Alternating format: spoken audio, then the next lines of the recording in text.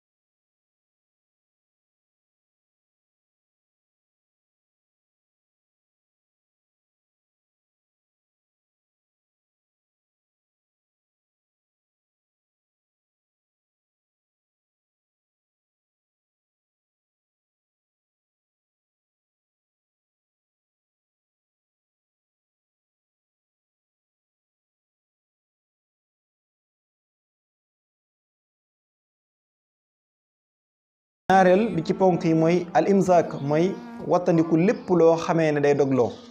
mooy alkafu anil muftirat min aklin wa zurbin wa jimaa li xawli cheikh al xadim radiallahu anhu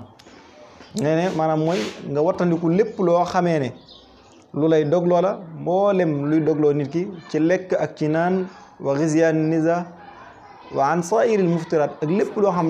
luy dogloo doomu aadama la. bu ñu waxee nag al imsaak du nit ki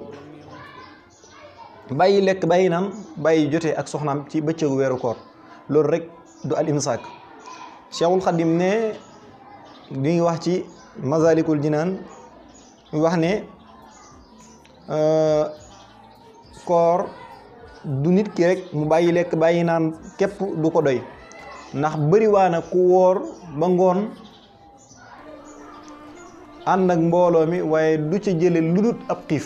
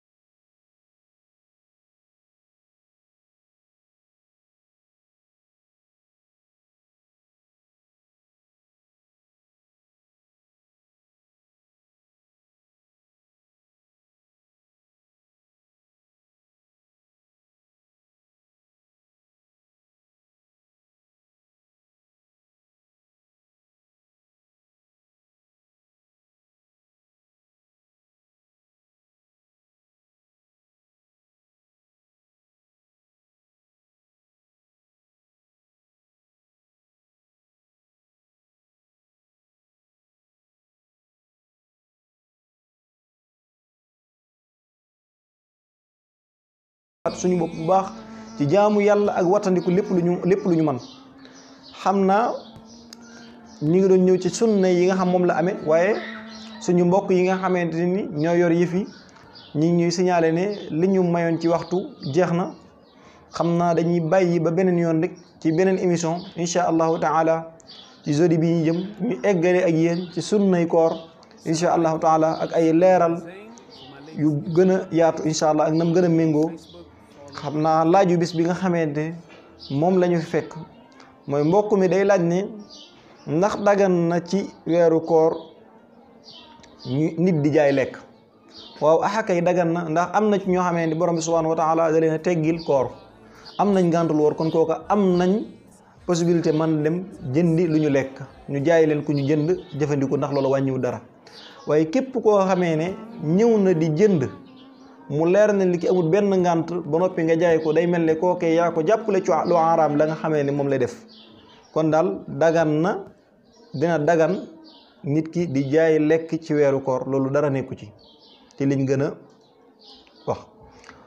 kon nag mbokk yi loolu mooy li nga xamee ne mayoon nañ ñu ko ci waxtu. ñi ngi jaajëfal ñëpp ñi nga xam ñoo ñu ànd ak ñun saa su nekk seen émission bii di waxtaanu koor ngeen ci ànd ak seen mbokk Seydina Ibrahima Mbacke ñi ngi jaajëfal ñëpp ñoo xam ñoo ci jàpp ba yëfi yemb di leen wax wa axiru daxwaana an alhamdulillahi rabbil alamin wassalaamu aleykum wa rahmatullahi taala wa barakatuhu mbokk yi jërë ngeen jëf yaa